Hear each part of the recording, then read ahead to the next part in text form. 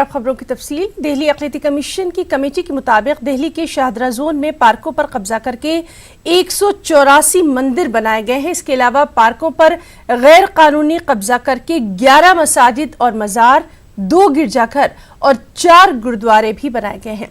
Commission की report से मगरिबी दिल्ली के बीजेपी रुकने पार्लियामेंट प्रवेश वर्मा के गैर कानूनी तौर पर मसाजिद की तामीर के दावे की पोल खुल गई है।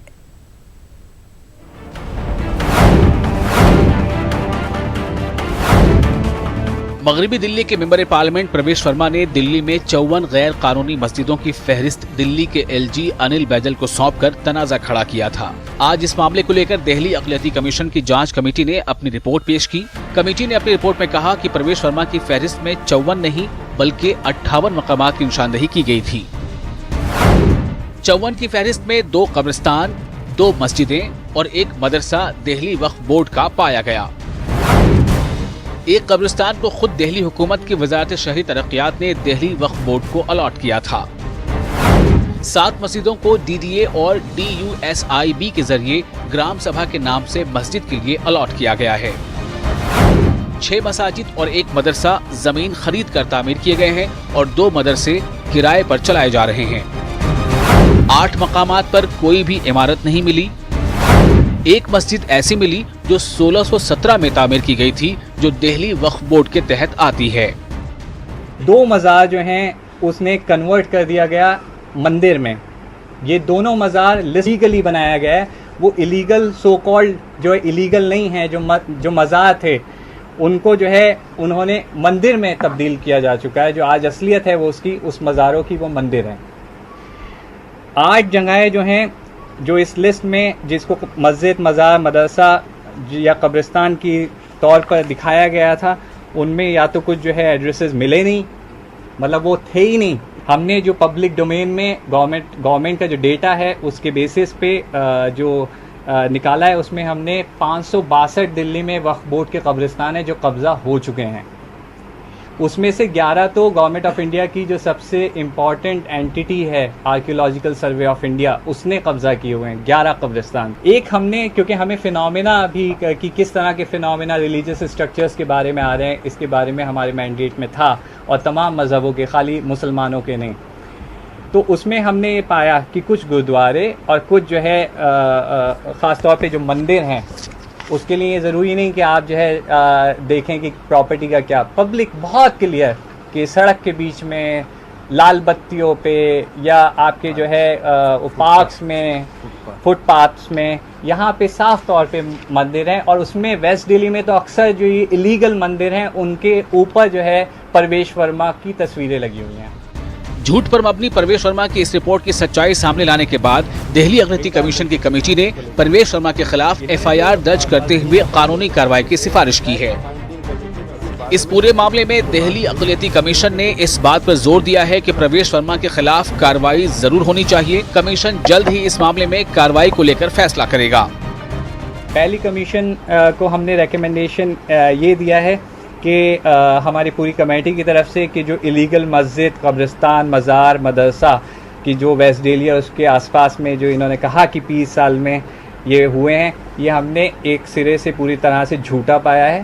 प्रवेश वर्मा की ये जो खबर है ये बहुत गलत है और इसकी बुनियाद पे ये सफिशिएंट ग्राउंड है कि फौरी तौर पर उनके ख़िलाफ़ लीगल प्रोसीडिंग जो है शुरू की जाए, उन्हें FIR उनके ख़िलाफ़ की जाए कि वो फौरी तौर पर लोकसभा की एथिक्स कमेटी को इस बारे में लिखें, क्योंकि ये बहुत क्लियर वायलेशन है उनकी ओथ ऑफ ऑफिस का, जो उन्होंने ओथ ली थी as a member of parliament. भी हमने कहा कि हम इस पर अभी गौर करेंगे।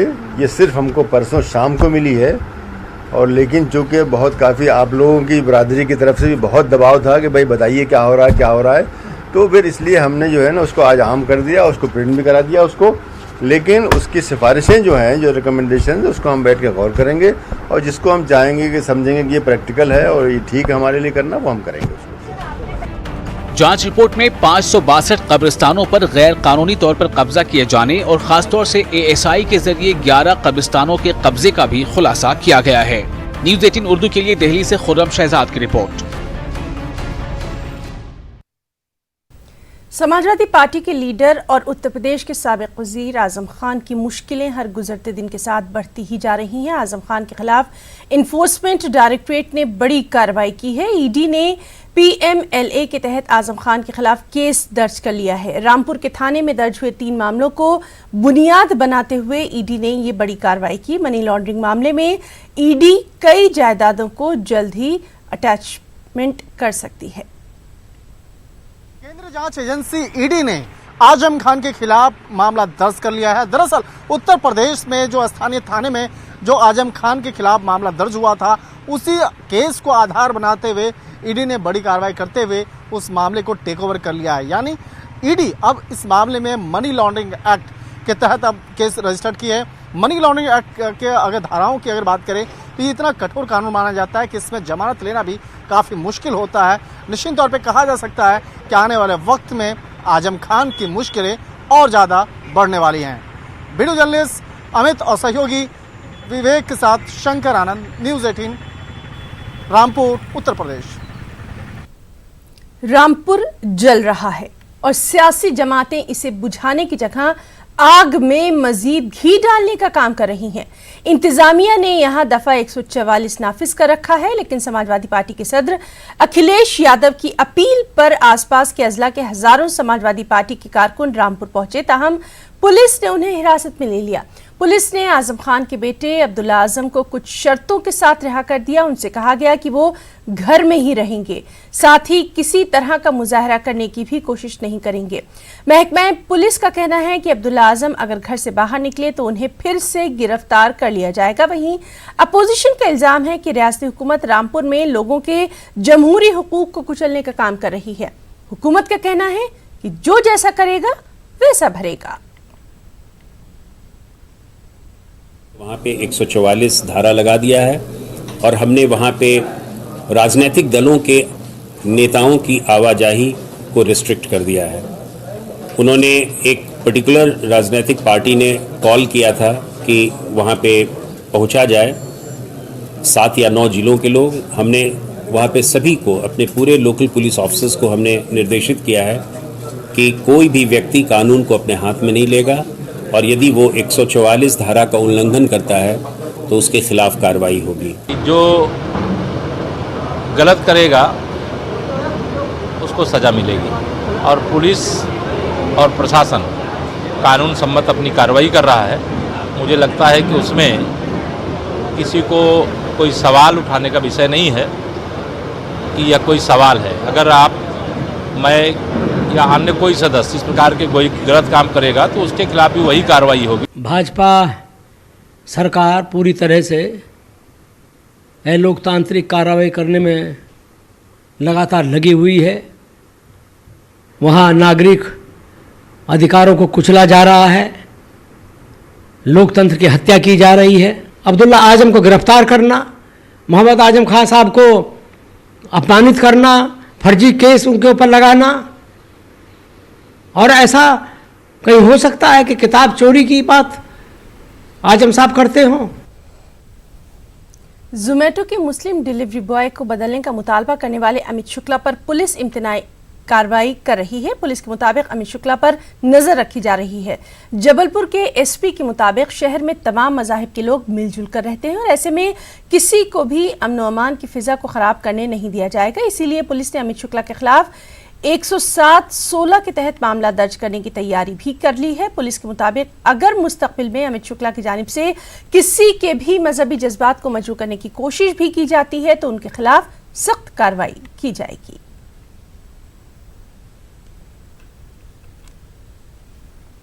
शिकायत जोमेटो की तरफ से हमारे पास नहीं आई है। मिस्टर अमित शुक्ला मानदा कॉलोनी के रहने वाले हैं और जबलपुर के रहने वाले हैं। इसे मैंने जोमेटो संज्ञान में लिया है क्योंकि उनका जो ये ट्विटर पे ट्वीट है वो 2 तरीके से पूरी तरीके से गलत है। पहला, इसमें छुआछूत की बात है जिसे पूरी तरीके से अबॉलिश कर दिया गया है, तो छुआछूत भी है और धार्मिक भावना दोनों है। इसके मद्देनजर रखते हुए हमने तत्काल इसको संज्ञान में लिया है। गढ़ा थाने को निर्देशित किया गया है कि तत्काल इशू किया जाए नोटिस 107-16 की, फाइनल बाउंड ओवर करवाया जाए। ऐसे में ये ट्वीट निश्चित तौर पे हमें चौकन्ना करने वाला है। हम सर्विलांस पे अमित शुक्ला को रखेंगे। ऐसा कोई भी वो कृत्य करते हैं उससे पहले ही हम उनको गिरफ्तार कर लेंगे। तलाक़ सलासा बिल पर सदर जमहूरिया ने दस्तखत कर दिए हैं। इस तरह ये बिल अब कानून की शक्ल भी इख्तियार कर चुका है। बिल से ऑर्डिनेंस और अब कानून बन जाने के बावजूद इसके अभी तक इस पर तनाज़ा ख़त्म नहीं हुआ है। कुछ मुतल्लिक़ा ख़वातीन के मुताबिक तलाक़ सलासा के मामले में शौहर को जेल भेज देना गलत है, जबकि कुछ मुतल्लिक़ा इस नए कानून को मुस्लिम ख़वातीन के लिए ढाल की मानिंद करार दे रही हैं।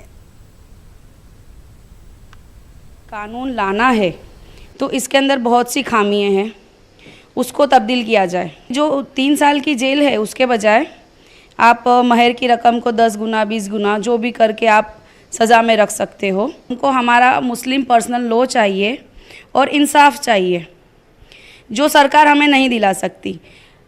मैं खुद एक विक्टिम हूँ। अभी सरकार का 498 वाला कानून है, 125 वाला, और 1 साल उसके पीछे मैं दौड़ी हूँ। मेरा टाइम पैसा सब कुछ मैंने बर्बाद किया है। ना पुलिस वालों से कुछ हुआ है, ना सरकार से कुछ हुआ है। को फिर 8 दिन का बोल के वो पापा के घर छोड़ के गए, फिर आए नहीं लेना। फिर वहाँ जमात वालों के सामने भी नहीं मान रहा था और मेरे पे इल्ज़ाम सब लगा रहा था गलत गलत, और वहाँ सबके सामने मुझे 3 बार तलाक तलाक तलाक बोल दिया। चाहती बच्चों की तो वो मिलने ही नहीं दे रहा मुझे। वो मेरी वीकनेस जान रहा है कि मेरी वीकनेस सबसे ज़्यादा मेरे बच्चे, उसने मेरे बच्चों को मुझसे दूर कर दिया। हाँ, अभी ये 3 तलाक का जो कानून आया उससे मुझे लगता है कि मैं इंसाफ मिल सकता है। ये कानून से मैंने इनसे बात की है तो इन्होंने बोला कि मुझे मेरे बच्चे चाहिए, तो हम लोग कानून में भी कहा गया है कि कस्टडी जो है वो माँ के पास रहेगी, तो इस कानून के थ्रू हम केस करेंगे वापस से और बच्चे जो है वो वापस लेंगे। उस तलाक़ सलासा बिल को लेकर ज़मीनी सतह पर सियासत भी जारी है। भोपाल की अगर बात करें तो यहाँ सद्भावना मंच के ज़ेरे एहतमाम मुनक़िदा प्रोग्राम में आपसी इत्तेहाद की बातें तो कम, लेकिन सियासी इश्तिहार की बातें ज़ोर शोर से की गई। खास रिपोर्ट।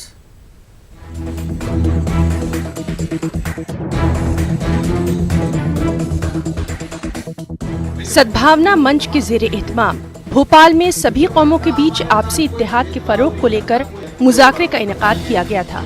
मुज़ाकरे में यूँ तो सभी मज़ाहिब के मजहबी रहनुमाओं को मदऊ किया गया था, लेकिन इसमें कुछ सियासी लोगों और राष्ट्रीय मुस्लिम मंच के अरकान और संघ से वाबस्ता अफराद के शामिल हो जाने के बाद ये पूरा प्रोग्राम आपसी इत्तेहाद की डगर से हटकर सियासी हो गया। प्रोग्राम में तलाक़ सलासा बिल को पास कराने को लेकर एक तरफ जहाँ एक नजरियात के लोग बरसरे इक़्तिदार जमात की पीठ थपथपाते नजर आ रहे थे, वहीं दूसरी जानिब कुछ और लोग इस बिल के नुकसानात का हवाला देकर इसे शरीयत में दखलंदाजी से भी ताबीर कर रहे थे। ऑल इंडिया मुस्लिम त्यौहार कमेटी ने कुछ इस अंदाज में अपने ख्यालात का इजहार किया। ये वो जो बिल है वो जल्दबाजी में लाया गया और अधूरा है, बहुत खामियां हैं उसमें, और उसमें सबसे बड़े सवाल की बात यह है सिलेक्ट कमेटी को भेजा जाने का जो नियम है उसका उल्लंघन किया गया है। एक दूसरे 27 मुस्लिम मेंबर पार्लियामेंट है राज्यसभा में, 26 ने उसका विरोध किया।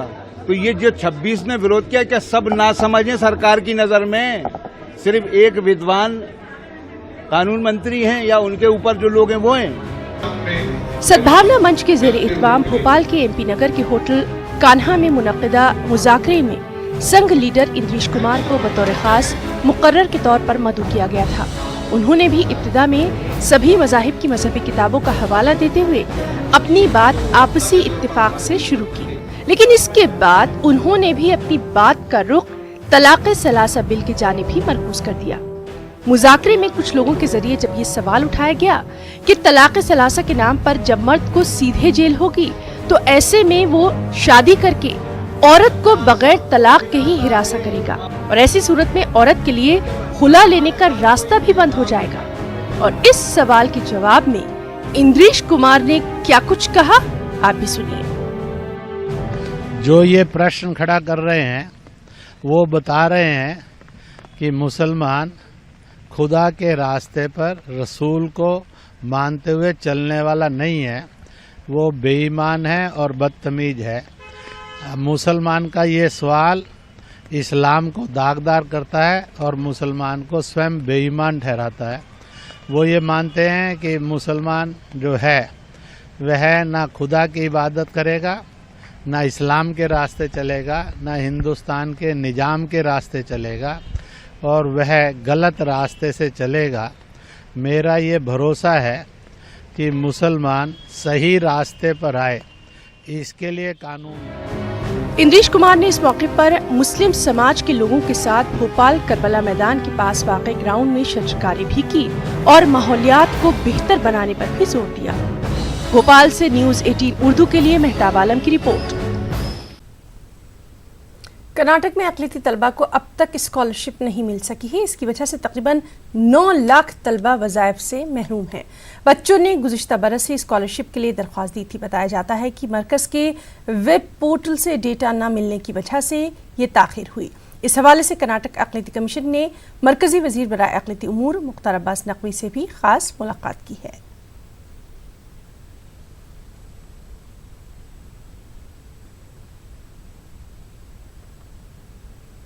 बाद में वो सेंट्रल गवर्नमेंट से 4.84 लाख स्टूडेंट्स को वो सेंट्रल गवर्नमेंट से पूरा वेरीफाई करके वो सेंट्रल गवर्नमेंट से दिया। रिमेनिंग नियरली 9 लाख स्टूडेंट्स को हम कर्नाटक गवर्नमेंट से देना था। क्या जरा हमारा सॉफ्टवेयर को प्रॉब्लम में वो नहीं दिया हुआ, पूरा हमारा गवर्नमेंट चीफ सेक्रेटरी पूरा माइनॉरिटी सेक्रेटरी पूरा ट्राई करे, वो नहीं बता था। इसके वास्ते हम मिनिस्ट्री को मिलने का ज़रूरत है। मैं भी सेक्रेटरी के साथ दिल्ली जाको उधर पूरा हमारा एमपी को भी मिले, राममूर्ति को मिले, हमारा नासिर हुसैन को मिले, बाद में हमारा मिनिस्टर सदानंद गौड़ को मिले, मिनिस्टर साहब से मिले। फिर वहाँ से जितने भी कंसर्न सीनियर ऑफिसर्स थे, not at the lower level, senior officer, secretary, joint secretary, deputy secretary level में, मिनिस्ट्री ऑफ माइनॉरिटी अफेयर्स में मिले, इलेक्ट्रॉनिक्स में ministry of electronics and telecommunication मिले। Then we also met the director, senior technical director of NIC। इन सारों से मिल के इसका नतीजा ये हुआ कि they have agreed and they have assured us that ये जो भी लिस्ट है अनपेड लिस्ट कैंडिडेट्स की जिनको स्कॉलरशिप के मुस्तहक हैं, जिनको स्कॉलरशिप दी जानी चाहिए, उनकी लिस्ट है ना 1 हफ्ते के अंदर हमारी स्टेट गवर्नमेंट को फराहम करेंगे वो लोग। झारखंड असेंबली इंतखाबात में मुस्लिम लीग और मजलिस इत्तेहादुल मुस्लिमीन ने पूरे दमखम के साथ हिस्सा लेने का फैसला कर लिया है। रियासत की तश्कील के बाद पहली बार इन पार्टियों की सरगर्मी से मुसलमानों की सियासी बेदारी जरूर महसूस की जा रही है, लेकिन इसका कितना फायदा इन पार्टियों के उम्मीदवारों को होगा, इस ताल्लुक से जरूर मुतजाद तासुरात पाए जा रहे हैं। खास रिपोर्ट।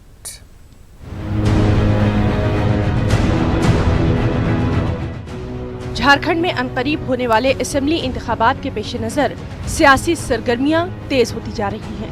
तमाम ही पार्टियां अपने अपने तौर पर तैयारियों में जुट गई हैं। इस बार के इंतखाबात में इंडियन यूनियन मुस्लिम लीग और मजलिस इत्तेहादुल मुस्लिमीन ने भी पूरे दमखम के साथ हिस्सा लेने का फैसला कर लिया है। पार्टी की जानिब लोगों के रुझान से इन दोनों पार्टियों के लीडरान अपनी अपनी जीत का दावा पेश कर रहे हैं।